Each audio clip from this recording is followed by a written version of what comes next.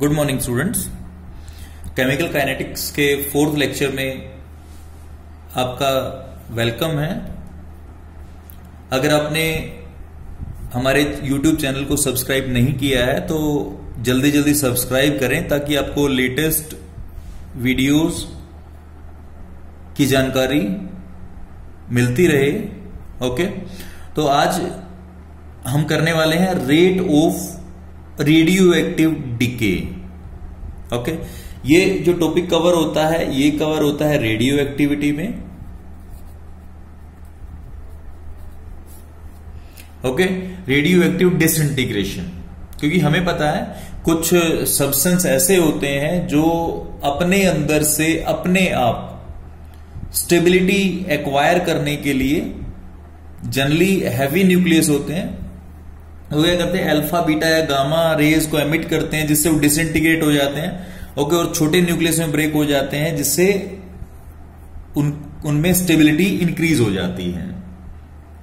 Okay, तो radio active disintegration भी depend करता है किसके ऊपर, इनिशियली हमारे पास कितने न्यूक्लियाई हैं जिनको डिसइंटीग्रेट करना है। ओके, ये दो तरह की होती है, एक होती है नेचुरल रेडियो एक्टिविटी, दूसरी होती है आर्टिफिशियल। नेचुरल में अपने आप ही जो न्यूक्लियाई होते हैं डिसइंटीग्रेट करते हैं। ओके, और आर्टिफिशियल में हम क्या करते हैं, मैन मेड होता है, मींस हम बोम्बार्डमेंट करते हैं न्यूट्रॉन की, प्रोटॉन की। ओके, तो वो होती है आर्टिफिशियल। ओके, और एक चीज और हमें माइंड में रखनी है कि रेडियो एक्टिव डिसइंटीग्रेशन का रेट या डिके ऑफ न्यूक्लियाई वो डिपेंड करता है कि जब हम रेट को मेजर कर रहे हैं उस टाइम नंबर ऑफ एटम्स, उस रेडियो एक्टिव आइसोटोप के नंबर ऑफ एटम्स कितने प्रेजेंट हैं। ओके, या मैं ये कह सकता हूं कि अगर डायरेक्टली डिपेंड करता है तो फर्स्ट ऑर्डर काइनेटिक्स बोल सकता हूं उसमें मैं।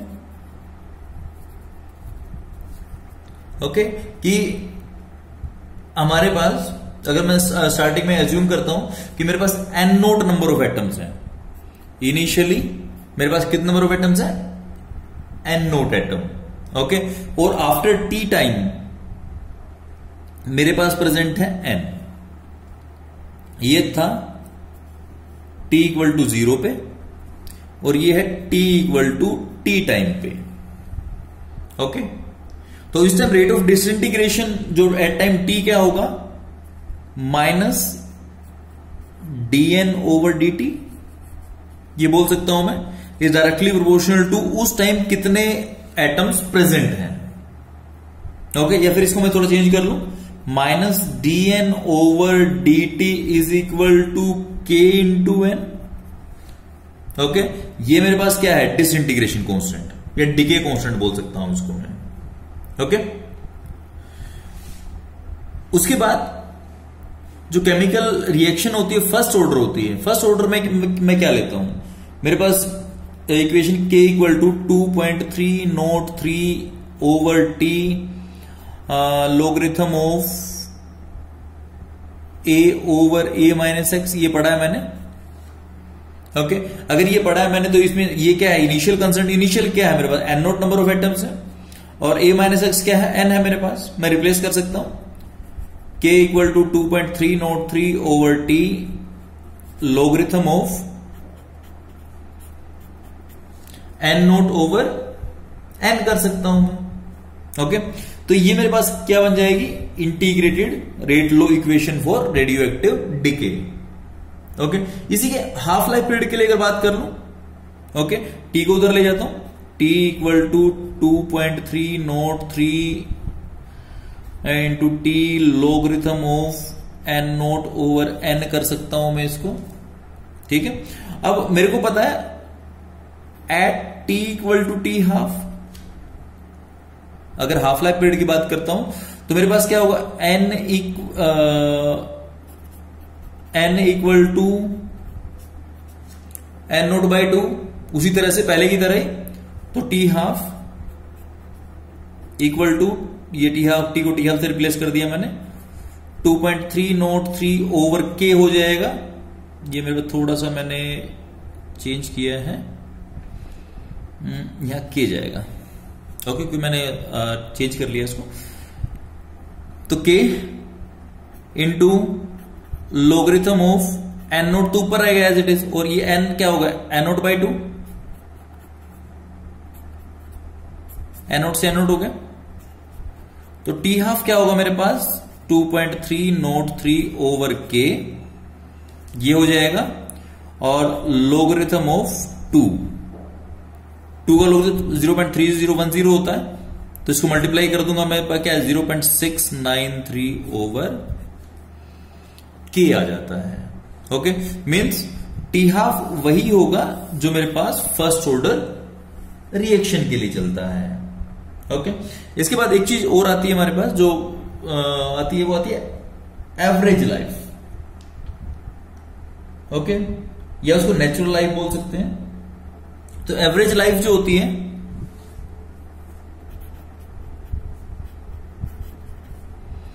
इज इक्वल टू 1 ओवर के, इसको टो से रिप्रेजेंट करते हैं, टो, TAU। ओके, 1 ओवर के, 1 ओवर के क्या है,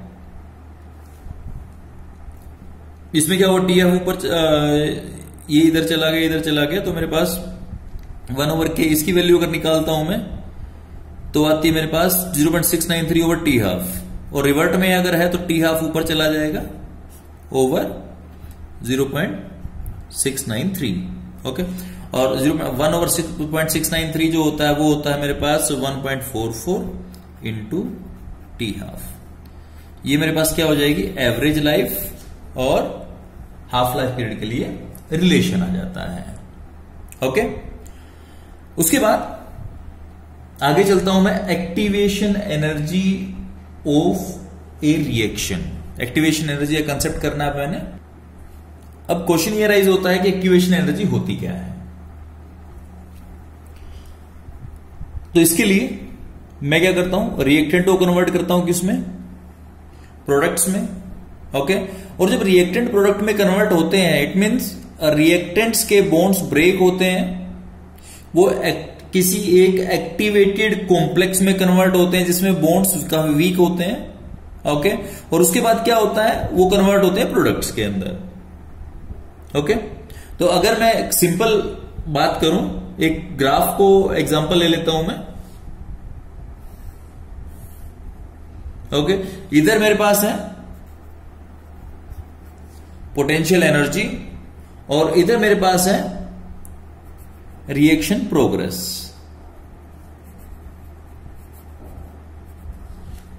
ओके, तो अब क्या करूंगा मैं अज्यूम करता हूं कि मेरी रिएक्टेंट यहां पे है, इस एनर्जी लेवल के ऊपर है। ओके, इसके बाद क्या क्या करना पड़ेगा, मेरे को इसके बॉन्ड ब्रेक करने पड़ेंगे ताकि प्रोडक्ट में कन्वर्ट हो सके ये। तो प्रोडक्ट में कन्वर्ट कैसे होगा, जब इसके बॉन्ड्स ब्रेक होंगे। बॉन्ड्स ब्रेक होने का मतलब क्या है कि एक हाई एनर्जी का कॉम्प्लेक्स बन जाए, क्योंकि बॉन्ड ब्रेक करने के लिए मेरे को एनर्जी एब्जॉर्ब करवानी पड़ेगी। ओके, तो ये मेरे पास है एनर्जी ऑफ रिएक्टेंट्स। जो एनर्जी एब्जॉर्ब होगी तो नो डाउट क्या होगा, एनर्जी राइज करेगी। राइज करने के बाद फिर क्या होगा, ये एक हाईएस्ट प्लेस पे पहुंचेगा जहां पे सारे बॉन्ड्स ब्रेक हो जाएंगे। ओके, उसके बाद क्या होगा कि ये एनर्जी लूज करेगा, क्योंकि देखो इतनी हाई एनर्जी में ये स्टेबल नहीं रहेगा। जब स्टेबल नहीं रहेगा तो क्या होगा, अपने आप को स्टेबल करने के लिए, प्रोडक्ट्स में कन्वर्ट होने के लिए क्या करेगा, एनर्जी लूज करेगा। और एनर्जी लूज करने के बाद क्या होगा, ये कुछ इस तरह से लो एनर्जी में आ जाएगा। ओके, तो यहां energy of reactant, this is, तो इस स्टेट में रुका एनर्जी ऑफ प्रोडक्ट्स, और ये मेरे पास क्या है, energy of activated complex.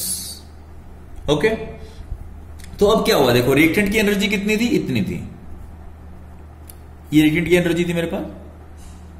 Okay, ये है मेरे पास प्रोडक्ट्स की एनर्जी।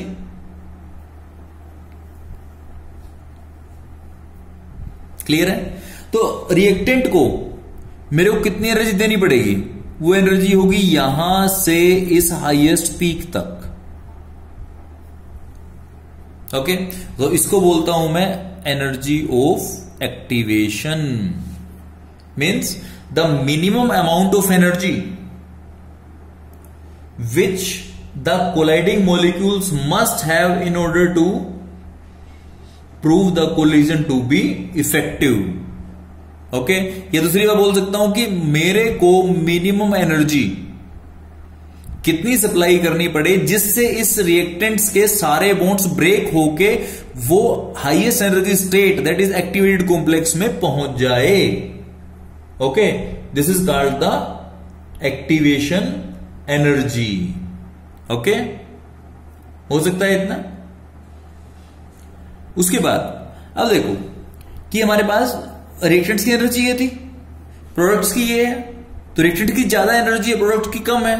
इट मींस क्या होगा, कंजर्वेशन ऑफ एनर्जी के अकॉर्डिंगली क्या होगा कि इतना अमाउंट ऑफ एनर्जी मेरे पास इवोल्व होगी। ओके, क्योंकि energy can't be created, can't be destroyed. जब एनर्जी को हम ना डिस्ट्रॉय कर सकते हैं और ना ही हम उसको सिंथेसाइज कर सकते हैं, तो इट मींस क्या होगा, ये नेट एनर्जी जो चेंज हुआ है, नेट एनर्जी का जो डिफरेंस आया है, that should be evolved. Okay, तो इट मींस ये जो रिएक्शन हमने रिप्रेजेंट की है, ये कौन सी किस टाइप की रिएक्शन है, this is exothermic type reaction. Okay, उसके बाद ये एनर्जी तो हमने सप्लाई की। ओके, लेकिन अब एनर्जी कितनी है मेरे पास, ऑलरेडी ये एनर्जी पहले थी रिएक्टेंट्स के पास, E1 कह रहा हूं उसको मैं, एनर्जी पहले थी। ओके, और इतनी सप्लाई कर दी मैंने।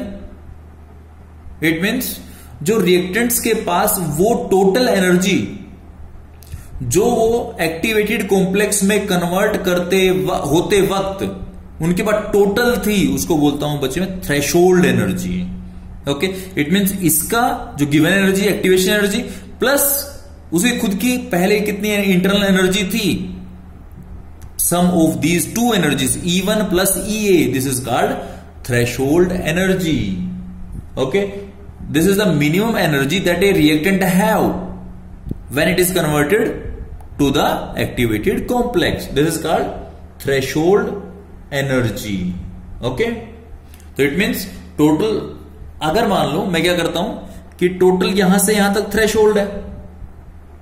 ओके, थ्रेशोल्ड यहां से यहां तक है, इसमें से अगर मैं एवरेज काइनेटिक एनर्जी जो ये होगी मेरे पास, जो मॉलिक्यूल के पहले ही होती है, उसको माइनस कर तो क्या निकलेगा, एक्टिवेशन एनर्जी निकलाएगी। It means EA equal to total threshold, इसको मैं ET बोल रहा हूं, यहां से नीचे तक, this is ET threshold energy, ET minus E1 जो काइनेटिक एनर्जी है मेरे पास। ओके, तो इस तरह से मैं क्या ये रिप्रेजेंट कर सकता हूं कि एक्टिवेशन एनर्जी होती क्या है। ओके, और ये जो मेरे पास है, ये कंसेप्ट किसके लिए है, ये कंसेप्ट है मेरे पास एक्सोथर्मिक रिएक्शंस के लिए। और अगर एंडोथर्मिक रिएक्शन होगी तो नो डाउट ये जाके ऊपर ही कहीं ना कहीं यहां पे जो ये लेवल है, इससे ऊपर कहीं ना कहीं प्रोडक्ट की एनर्जी होनी चाहिए अगर एंडोथर्मिक रिएक्शन आपके पास है तो। ओके, तो ये कंसेप्ट जो मेरे पास है वो है एक्टिवेशन एनर्जी का कंसेप्ट। ओके, अब आगे बढ़ने जा रहा हूं मैं आर्हेनियस इक्वेशन, जिसमें रेट कांस्टेंट के ऊपर टेम्परेचर के इफेक्ट को स्टडी किया जाता है, means temperature dependence of the rate of reaction. Okay, इससे पहले हम एक टर्म पढ़ चुके हैं, temperature coefficient. Okay, temperature coefficient क्या है कि with every 10 degree Celsius rise in temperature, मतलब 10 डिग्री सेल्सियस टेम्परेचर के राइज के साथ में मेरा rate of reaction nearly double हो जाता है। ओके, तो टेम्परेचर कोएफिशिएंट अगर मैं बात करूं, उसको मैं रिप्रेजेंट कर रहा हूं N से, N equal to rate constant at T+10, और ये क्या है, rate constant at T degree Celsius. Okay, means T degree Celsius और T+10 का रेशो जो होता है वो मेरे पास क्या होता है N, this is temperature coefficient. और मोस्ट ऑफ द रिएक्शंस के लिए N जो होता है वो ग्रेटर देन 2 होता है और लेस देन 3 होता है, वो सॉरी लेस देन 3 होता है। ओके, इसके लिए मैं क्या करता हूं, मैं एक ग्राफिकल स्टडी करना चाहता हूं इसकी। जैसा कि मैं पहले पढ़ चुका हूं, कोलिजन तब इफेक्टिव होगा जब कोलाइडिंग मॉलिक्यूल के पास थ्रेशोल्ड एनर्जी के इक्वल एनर्जी होगी। ओके, एक पर्टिकुलर टेम्परेचर T के ऊपर मैं ये ग्राफ प्लॉट कर रहा हूं, किसके against, fraction of molecules containing a definite velocity और काइनेटिक एनर्जी के लिए। ओके, इधर फ्रैक्शन ऑफ मॉलिक्यूल, इधर काइनेटिक एनर्जी है। ओके, अब क्या होता है, एक पर्टिकुलर टेम्परेचर के ऊपर कुछ फ्रैक्शन ऑफ मॉलिक्यूल, ये एनर्जी आपके पास है, मोस्ट प्रोबेबल काइनेटिक एनर्जी बोल सकता हूं इसको मैं यहां तक। ओके, अब this from the Maxwell distribution of curves, energies का मैक्सवेल डिस्ट्रीब्यूशन मेरे पास है। ओके, और इसको मैं बोलता हूं मोस्ट प्रोबेबल काइनेटिक एनर्जी, या अगर वेलोसिटी की बात करता हूं तो मैं मोस्ट प्रोबेबल वेलोसिटी बोल देता हूं इसको मैं। ओके, तो अब क्या होता है, जिस तरह मैं टेम्परेचर राइज करता हूं, मींस मैंने क्या किया, पहले T टेम्परेचर के ऊपर ग्राफ प्लॉट किया था। ओके, तो ये जो A B C D जो के पास ये कर्व छोटा दिख रहा है आपको, ये डार्क एरिया दिख रहा है आपको। ओके, ये डार्क एरिया मेरे को क्या बता रहा है, ये डार्क एरिया मेरे को ये बता रहा है कि कितने प्रोडक्ट कन्वर्ट हुए। ओके, उसके बाद अब मैंने क्या किया, मैं टेम्परेचर इंक्रीज कर दिया, इंक्रीज करने के बाद क्या हुआ, ग्राफ शिफ्ट हुआ इधर की तरफ। अब क्या हुआ, ये देखिए कि जो अंडर द कर्व एरिया है मेरे पास ABEF हो गया है। ओके, ABEF का मतलब क्या है कि पहले सिर्फ इतना ही एरिया मेरे पास अंडर द कर्व था, अब क्या इतना डबल हो गया, नियरली डबल, और डबल से भी थोड़ा ज्यादा ही है। दैट मीन्स मैं ये कह सकता हूं यहां से कि जो 10 डिग्री सेल्सियस टेम्परेचर राइज किया उससे क्या हुआ कि जो हाईएस्ट पीक है वो चेंज हुई, वो आगे की तरफ शिफ्ट हुई, और सेकंड थिंग डाउन आ गई है वो। ओके, डाउन आने के बाद क्या हुआ कि मतलब fraction of molecules containing the एक मोस्ट प्रोबेबल काइनेटिक एनर्जी वो बढ़ गई है, देखो इधर शिफ्ट हो गया है। मींस जो हाईएस्ट एनर्जी है वो ज्यादा नंबर ऑफ पार्टिकल्स के बाद आ जाती है। क्यों आ जाती है, क्योंकि जो आपके पास हम्प है, हम्प डाउन आ जाता है। डाउन आने से क्या होगा कि वो मॉलिक्यूल जो इधर उधर थोड़े से नीचे थे वो भी इसको क्रॉस कर जाते हैं। ओके, यानी क्या होगा कि जो नंबर ऑफ प्रोडक्ट है उसका रेशो डबल हो जाता है पहले से। ओके, अगर इसी के आर्हेनियस इक्वेशन के लिए मैं क्वांटिटेटिवली बात करूं तो पहले मैंने डिराइव कर चुका हूं इसको। अगर आप देखेंगे इसको, A equal to E minus EA over RT, इस तरह की इक्वेशन होती है Arrhenius equation.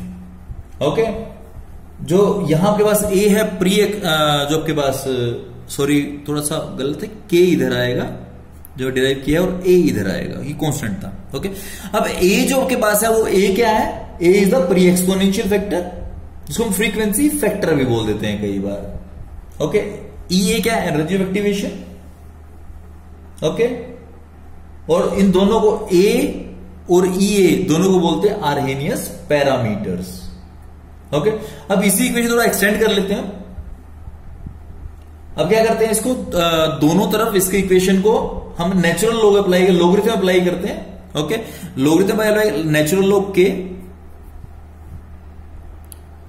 Equal to natural log A। Okay, और एक्सपोनेंशियल का नेचुरल लॉग का रिवर्ट करते हैं तो क्या होगा, इससे टर्म आती है minus EA over RT। Natural log apply करने के बाद अप्लाइंग लॉग बोथ साइड्स, मेरे को ये इक्वेशन मिलती है। ओके, अब क्या करते हैं कि अब मैं एज्यूम करता हूं, if the value of rate constant at temperature T1 के ऊपर मेरा रेट कांस्टेंट की वैल्यू क्या है, K1 है, T2 के ऊपर K2 है, मैं ये एज्यूम करके चलता हूं। ओके, उसके बाद अब मैं इसी T1 और K1 के साथ में इन इक्वेशंस को टू टाइप्स की इक्वेशन बनाता हूं मैं। अगर इस फैक्टर को लेके चलता हूं मैं, तो मेरे पास क्या आती है, natural log K1 equal to natural log A minus EA over RT1। Temperature 1 T1 और जो कांस्टेंट है वो K1 हो जाएगा मेरे पास। इसी तरह दूसरा एक इक्वेशन ये होगी, अब इसको लेके चलता हूं मैं, तो natural log K2 equal to natural log A minus EA over RT2 आ जाता है मेरे पास। ओके, अब क्या करता हूं, ये इक्वेशन मेरे पास फर्स्ट है, ये मेरे पास इक्वेशन सेकंड है। ओके, सेकंड में से मैं क्या करूंगा, फर्स्ट को माइनस कर देता हूं, natural log K2 minus natural log K1 equal to, अब यहां से क्या होगा देखिए, नेचुरल लॉग ये दोनों हो गए, ये दोनों एक दूसरे कैंसिल हो माइनस में चले जाएंगे। Natural log A minus EA over RT2, ये तो इधर वाला इक्वेशन, इसमें माइनस करना है, इसको माइनस नेचुरल लॉग A, ये माइनस का प्लस हो जाएगा, EA over RT1। Okay, natural log A से नेचुरल लॉग A कैंसिल हो जाता है। ओके, अब मैं इसको जो माइनस का साइन है उसको मैं डिवीजन में कर सकता हूं, कि पता है मेरे को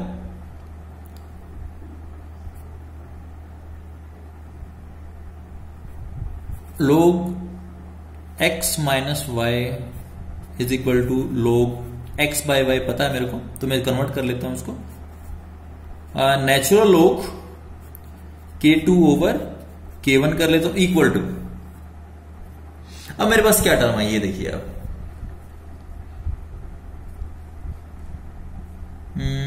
इधर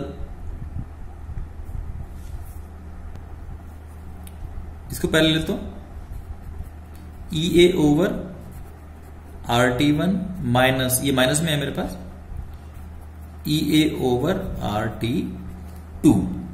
ओके, ये हो जाता मेरे पास। अब इसमें से EA ओवर R कॉमन है, natural log K2 over K1 equal to EA over R common है, तो मेरे पास क्या 1 over T1 minus 1 over T2 आ जाता है, ये 1 है ऊपर। ओके, इसी को ये थोड़ा सा चेंज कर देता हूं, natural log K2 over K1 equal to EA over R। अब इसका जो पार्ट है वो क्या बनेगा, अगर मैं इसको सॉर्ट आउट करूं, T2 minus T1 over T1 T2। Okay, तो ये मेरे पास इक्वेशन क्या आती है, डिपेंडेंस ऑफ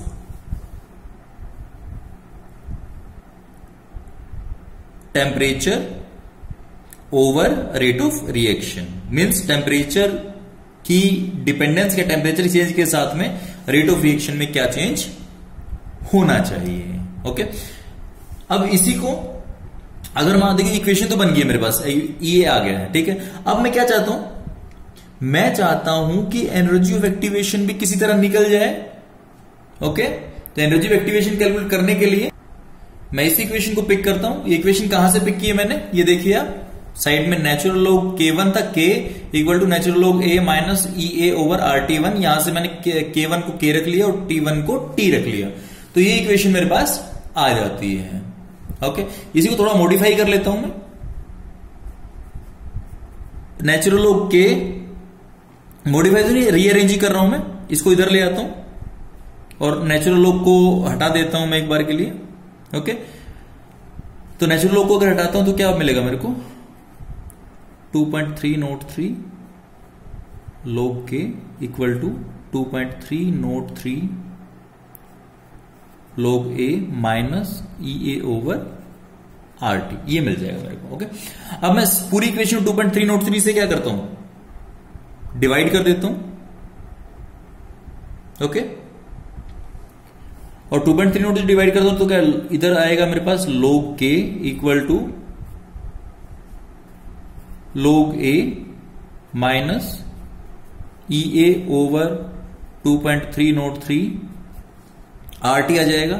इसी को इधर क्या रखा मैंने, log K equal to minus EA over 2.303 R into 1/t कर सकता हूं इसको, और प्लस में log a ये कर सकता हूं। ओके, अब क्या होगा मेरे पास y equal to mx plus c, ये कर सकता हूं मैं।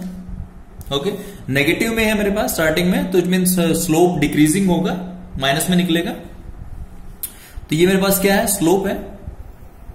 अब ग्राफ क्या होगा, x और y के बीच में x क्या है, 1/t।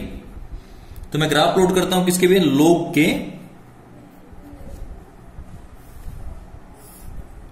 और 1/t के बीच में। तो 1/t इधर हो जाएगा,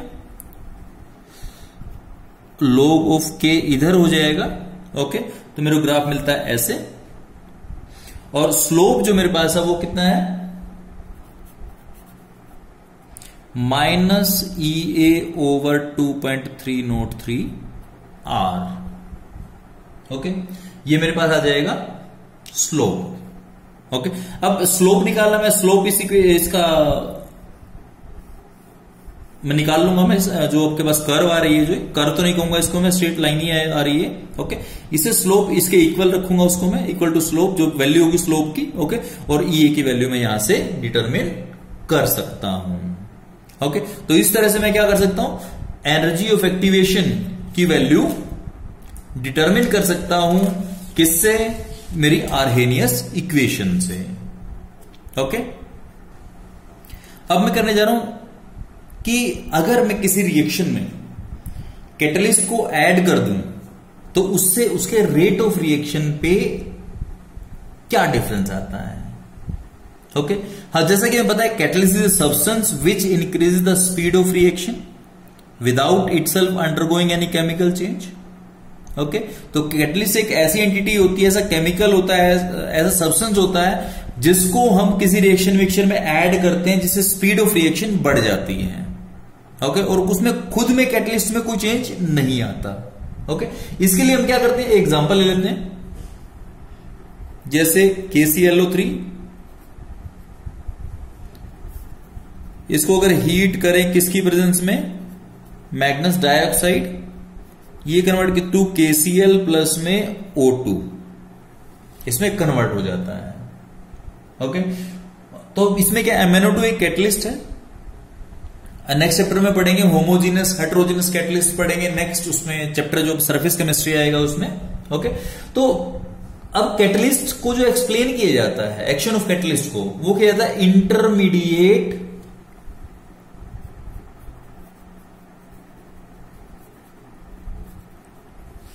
कॉम्प्लेक्स फॉर्मेशन थ्योरी से।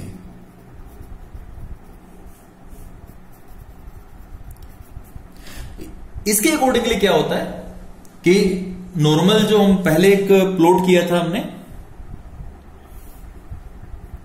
इधर मेरे पास क्या था, पोटेंशियल एनर्जी, और इधर था रिएक्शन प्रोग्रेस, जो पहले किया था मैंने।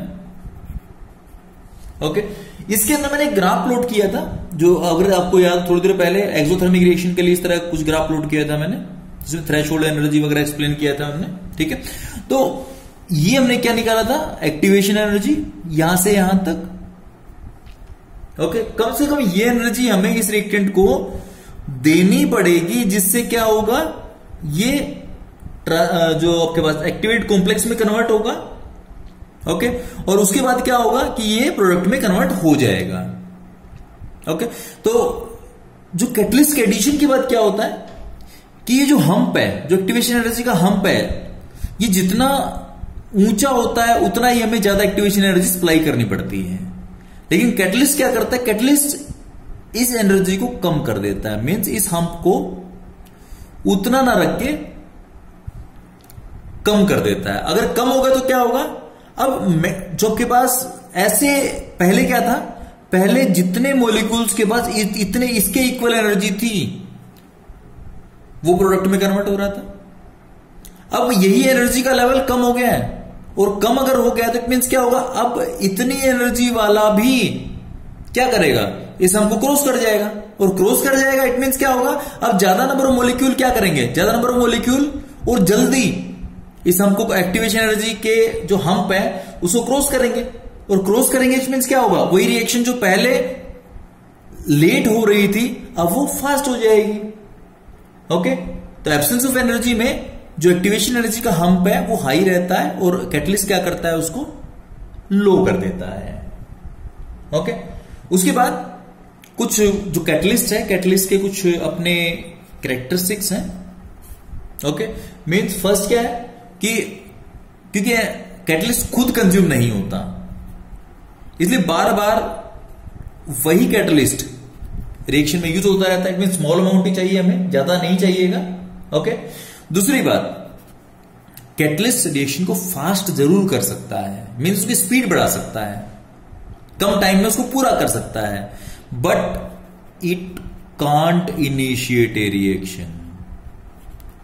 या तो रिएक्शन अपने आप स्टार्ट होगी या कोई इनिशिएटर स्टार्ट करेगा, कभी कैटलिस्ट इस चीज को अफेक्ट नहीं करता। ओके, उसके बाद थर्ड, जो फ्री एनर्जी चेंज है कैटलिस्ट उसको भी अफेक्ट नहीं करता, चेंज नहीं करता उसके अंदर। ठीक है। फोर्थ, कैटलिस्ट रिएक्शन में हो सकता है वो टेक पार्ट करे, ना भी करे, और हो सकता है टेक पार्ट भी करे, लेकिन लास्ट में उसका रीजेनरेशन जरूर हो जाता है। ओके, उसके बाद अब बात आती है रिवर्सिबल रिएक्शंस के लिए। रिवर्सिबल रिएक्शंस के लिए क्या होता है कि रिवर्सिबल रिएक्शंस में जितना फॉरवर्ड डायरेक्शन को फास्ट अप करता है उतना ही बैकवर्ड रिएक्शन को भी कैटलिस्ट फास्ट कर देता है, जिससे क्या होता है कि इक्विलिब्रियम जल्दी अटेन हो जाता है, वेरी सून। ओके, तो ये आपके पास क्या है, कैटलिस्ट के लिए डिफरेंट कैरेक्टरिस्टिक्स हैं आपके पास। ओके, अब इसी चैप्टर का जो नेक्स्ट टॉपिक हमारे पास है वो है कोलिजन थ्योरी।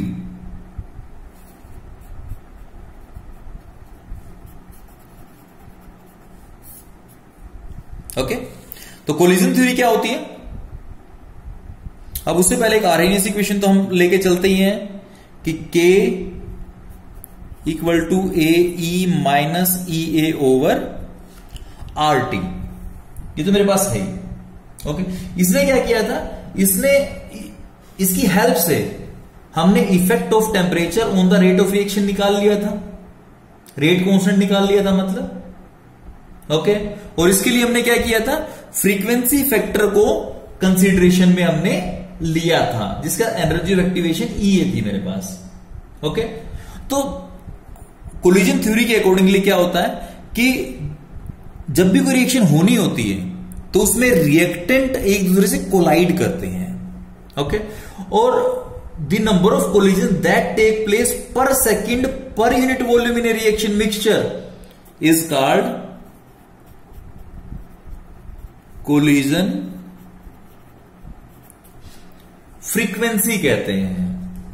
ओके, और ऑर्डिनरी टेम्परेचर प्रेशर के ऊपर वैल्यू ऑफ कोलिजन फ्रीक्वेंसी जो होती है वो काफी हाई होती है, दैट इज नियरली 10⁻25 टू 10⁻28 किसी गैसियस रिएक्शन के अंदर। ओके, और दूसरी बात, अगर सारे के सारे कोलिजन इफेक्टिव हो जाएं, मींस रिएक्शन के लिए हेल्पफुल हो जाएं, तो रिएक्शन एक फ्रैक्शन ऑफ सेकेंड में कंप्लीट हो जाती है।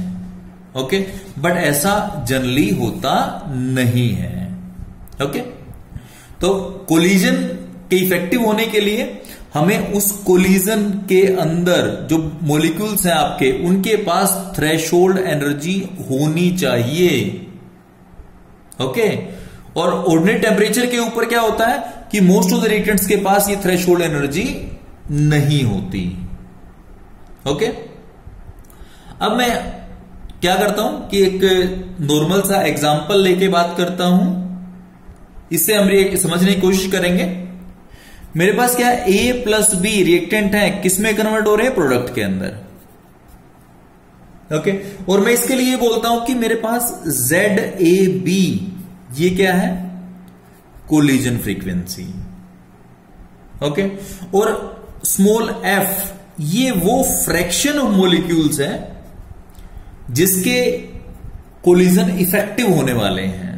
ओके, मींस ZAB में से f फ्रैक्शन क्या होगी, वो उसके कोलिजन इफेक्टिव होंगे। तो इट मींस मैं ये बोल सकता हूं कि rate of reaction is equal to means minus dx/dt is equal to ZAB, और उसकी कौन सी fraction, f fraction.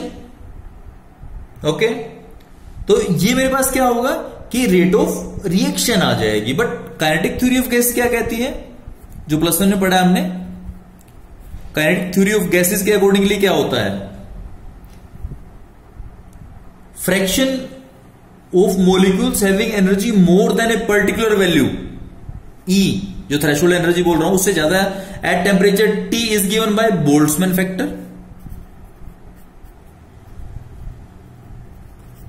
Boltzmann factor क्या देता है हमें कि ऐसे फ्रैक्शन ऑफ मॉलिक्यूल जिसकी एनर्जी थ्रेशोल्ड से ज्यादा है, वो क्या होती है, fraction is equal to E minus E/RT plus one में पढ़ा है हमने। ओके, अब मेरे पास फ्रैक्शन जो आपके पास है, अगर ये एनर्जी ऑफ एक्टिवेशन है तो उसके इसमें F क्या हो जाएगा, E माइनस EA/RT हो जाएगा। ये इतना कर सकता हूं मैं। ओके, अब इसी की वैल्यू मैं कहां रखता हूं, इस F में रख देता हूं, तो क्या मिलेगा, rate of reaction is equal to ZAB as it is वो, और उसके बाद E माइनस EA/RT आ जाता है मेरे पास। ओके, अब रेट मेरे को पता है, rate is directly proportional to K, मेरे को पता ही होता है। तो ओके, इट मीन मैं रेट को K से रिप्लेस कर सकता हूं, K इक्वल टू ZAB जो भी होगा आपके पास, E माइनस EA/RT, ये मेरे पास आती है रेट के कांस्टेंट के लिए इक्वेशन आ जाती है। ओके, अब ये इक्वेशन क्या प्रेडिक्ट करती है कि रेट कांस्टेंट की वैल्यू को एक्यूरेटली सिंपल मॉलिक्यूल्स के लिए कैलकुलेट करती है। ओके, और अगर रिएक्टेंट कॉम्प्लेक्स भी हो तो उसमें क्या होता है, एक सिग्निफिकेंट डेविएशन आइडियल से बाहर दिखती है। क्यों दिखती है वो, क्योंकि जो कोलाइडिंग मॉलिक्यूल्स होते हैं उनकी एनर्जी थ्रेशोल्ड एनर्जी से ज्यादा होती है। बट उसके अंदर क्या होगा, क्योंकि दो फैक्टर काम करते हैं, एक काम करता है मेरा थ्रेशोल्ड एनर्जी का और दूसरा काम करता है ओरिएंटेशन फैक्टर। ये हमने पढ़ा है प्लस वन में। किसी भी रिएक्शन के होने के लिए दो चीजें जरूरी होती हैं, एक थ्रेशोल्ड एनर्जी और एक ओरिएंटेशन उसकी प्रॉपर होनी चाहिए ताकि वो प्रोडक्ट में कन्वर्ट हो पाए। ओके, तो उस केस में क्या होगा कि आपका ओरिएंटेशन फैक्टर हो सकता है उनके पास थ्रेशोल्ड एनर्जी काफी हो, लेकिन ओरिएंटेशन फैक्टर उनका प्रॉपर ना हो, जिससे क्या हो कि टाइम ऑफ कोलिजन के ऊपर ब्रेकिंग ऑफ बॉन्ड ना हो। ओके, और इससे जो क्या होगा, नए बॉन्ड तो बनेंगे नहीं फिर। ओके, तो इसलिए ये दो फैक्टर्स जरूरी हैं कि वो प्रॉपर हो। ओके, इसके अब इक्वेशन तो हमने ड्राइव कर लिया, कोई दिक्कत नहीं है इसके अंदर, लेकिन अब इन दोनों को अगर इसके ऊपर अप्लाई करें तो ये सारे के सारे कोलिजन इफेक्टिव तो होते नहीं, क्योंकि मैंने अभी की बात किया थ्रेशोल्ड एनर्जी ओरिएंटेशन फैक्टर में से एक भी नहीं होगा। इट मींस क्या होगा, वो probability of converting of product from reactants को डिक्रीज कर देगा, डिक्रीज करेगा। इट मींस एक फैक्टर और इंट्रोड्यूस करना पड़ेगा मेरे को, वो क्या होगा, P प्रोबेबिलिटी फैक्टर। इस इक्वेशन के साथ में ZAB E माइनस EA/RT। अब मेरे पास प्रोबेबिलिटी फैक्टर भी साथ में आ गया है कि अगर प्रोबेबिलिटी 1 ही होगी तो 1 के साथ में इक्वेशन यही बन जाए, कोई दिक्कत नहीं है। लेकिन अगर प्रोबेबिलिटी अगर कम होगी उसकी किसी ओरिएंटेशन फैक्टर के कारण या थ्रेशोल्ड एनर्जी के कारण, तो मैं उसको क्या कर सकता हूं, उसको मैं ओमिट कर सकता हूं। ओके, अब बात आती है कि ये जो इक्वेशन है आपके पास, जो इक्वेशन मैंने अप्लाई की, या बोलता हूं कोलिजन थ्योरी। कोलिजन थ्योरी ने काफी हद तक रिएक्शन को एक्सप्लेन कर दिया, बट कुछ केसेस में ये भी प्रॉब्लमेटिक रही। ओके, ये क्यों रही? क्योंकि हमें मॉलिक्यूल्स को हार्ड स्फीयर एज्यूम करते हैं, उनका स्ट्रक्चरल एस्पेक्ट हम कई बार नेग्लेक्ट कर देते हैं। बट जो ट्रांजिशन स्टेट थ्योरी है भी अप्लाई की गई है। ओके, तो उस केस में क्या है कि परफेक्टली इलास्टिक कई बार होते भी और नहीं भी होते। ट्रांजिशन स्टेट थ्योरी के अकॉर्डिंगली कुछ और फैक्टर्स भी जो उसको चेंज करते हैं, इस कारण कोलिजन थ्योरी हर जगह में अप्लाई नहीं कर सकता। ओके, इसके साथ में एक थ्योरी और आती है, आपने पढ़ा भी होगा थोड़ा बहुत, थोड़ा डिस्कस कर लेते हैं, जो सिलेबस में नहीं है, वो कंपटीशन सिलेबस में ही है आपके, transition state theory. Okay, means क्या होता है कि ए और बी कंबाइन करते हैं, जिससे क्या होता है, एक ट्रांजिशन स्टेट बनती है और ये क्या होती है, प्रोडक्ट में कन्वर्ट होती है। एक इस तरह की थ्योरी आपने पढ़ी होगी, तो इसकी आप रीडिंग ले सकते हो। सिलेबस में आपके नहीं है, सिर्फ कंपटीशन के लिए है ये। ओके, तो इसके साथ ही हमारा केमिकल काइनेटिक्स चैप्टर भी कंप्लीट है। स्नैपशॉट्स ले लेते हैं।